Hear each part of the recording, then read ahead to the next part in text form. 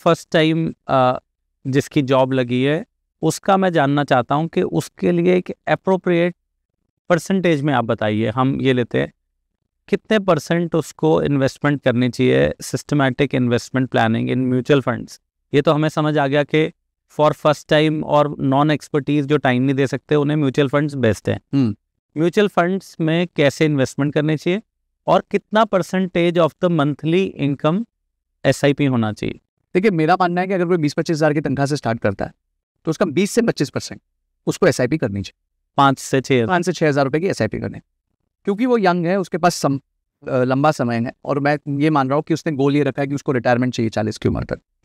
तो वो उसमें अधिकांश पैसा करीबन 60 से 70% मिड कैप और स्मॉल कैप में डाल सकता है। ओके, बचा हुआ 30-40% जो है वो लार्ज कैप में डाल सकता है, पैसिव में डाल सकता है, थोड़ा गोल्ड में डाल सकता है, थोड़ा इस तरफ स्प्रेड कर सकता है।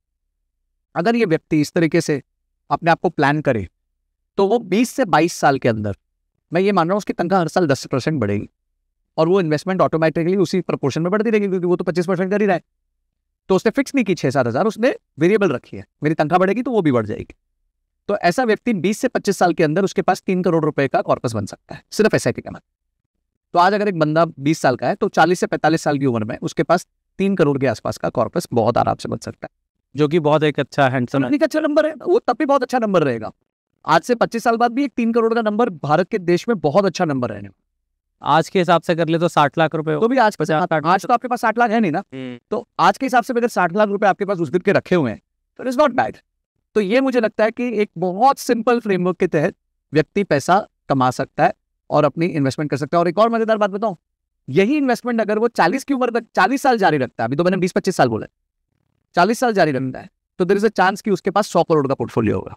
ये पावर होती है कंपाउंड। 25,000 की सैलरी वाला, 25,000 की सैलरी आज वो बढ़ते 5 लाख रुपए महीना पहुंची, उसके बाद जिंदगी में कभी नहीं बढ़ी। और इसी तरह उसने एलोकेशन रखा, 40 साल के लिए रखा, उसका कॉर्पस 100 करोड़ हो जाएगा। ये पावर है कंपाउंडिंग की, पर वो दिखती 20 साल के बाद है। वॉरेन बुफे इसलिए अमीर नहीं है क्योंकि वो ज्यादा इन्वेस्टमेंट करते हैं, वो इसलिए अमीर है कि वो 90 साल के हैं। मैं आप यही तरह बताता हूँ कि आज अगर मेरा पोर्टफोलियो में छोड़ दूं, कुछ नहीं करूं, कोई नया पैसा नहीं डालूं, और मैं 90 साल तक जी जाऊं, यानी कि आज से 50 साल और जी जाऊं, और ऐसे पड़ा रहा, कुछ ना करूं, उसको छेड़ो ही नहीं, तो वो पैसा मेरा करीबन 1000 करोड़ हो जाएगा कुछ नहीं करके। मैंने क्या कहा था, इन्वेस्टमेंट एक ऐसी जगह है जहां पे आपको कोई एफर्ट नहीं डालना। जितना आप एफर्ट डालोगे उतना आप पैसा खो बैठोगे, क्योंकि आप गलत डिसीजन ले लोगे, आपको डिसीजन लेना ही नहीं आता।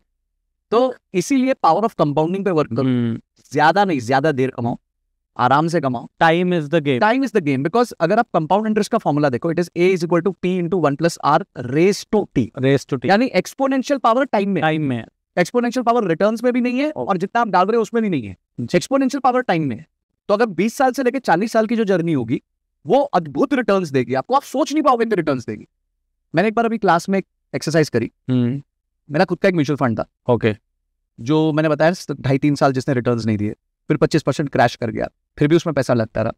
आज उस म्यूचुअल फंड में 30 लाख डले हैं, 90 लाख 80 लाख का फंड है, करीबन 29-30 लाख रुपए डले थे, 30,000 की SIP थी, 29-30 लाख रुपए डल गए और आज उसकी वैल्यू है 80 लाख।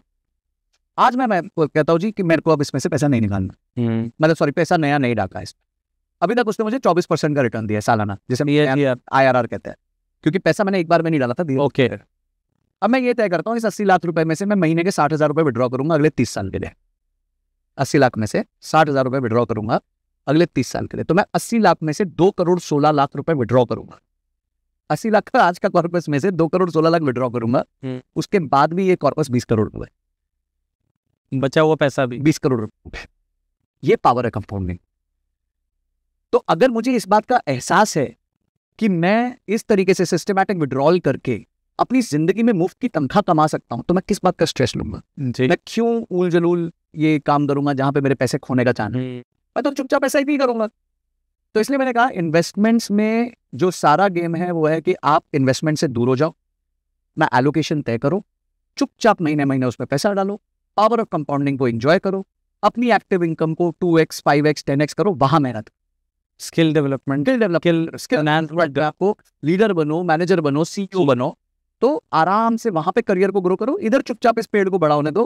किसी दिन ये इतना बढ़िया पेड़ होगा कि आपकी पुश्तों को ये छांव दे सकता है। एक आप और हम जिस एज के हैं 40s की, उसका एक एग्जाम्पल और लेते हैं। अभी तो हमने 25 साल वाले पे काफ़ी बात करी। 40 इयर्स का एक इंडिविजुअल है, वो अपना बिजनेस कर रहा है, फैमिली बिजनेस कर रहा है, 1.5 से 2 लाख रुपए अपने लिए सैलरी विड्रॉ करता है। उसका आप इन्वेस्टमेंट क्या करना चाहिए? कितना आप उससे सजेस्ट करेंगे कि 40 में 60 में जाके रिटायर हो जाए? 20 साल है। ठीक है, देखिए लोग है ना कहते हैं कि जितने ज्यादा ओल्ड हो जाओ उतना आपका रिस्क अवर्स होना चाहिए। ये बात टोटली गलत नहीं है, बट रिस्क जो है ना is a function of your longevity of goal. यानी आज अगर आप 40 के हो और आपका गोल 60 की एज का है तो आपके पास समय, तो आप रिस्क ज्यादा ले सकते हो। अगर आप आज 20 साल के हो और आपका गोल ही 5 साल का है तो आप रिस्क नहीं ले सकते जी। तो ये बड़ी काउंटर इंट्यूटिव सी बात है। लोग आके कहेंगे आप जितने यंग हो उतना रिस्क ले सकते हो, ऐसा नहीं है। जो आपका गोल का टेन्योर है रिस्क उसके हिसाब से लिया जाएगा।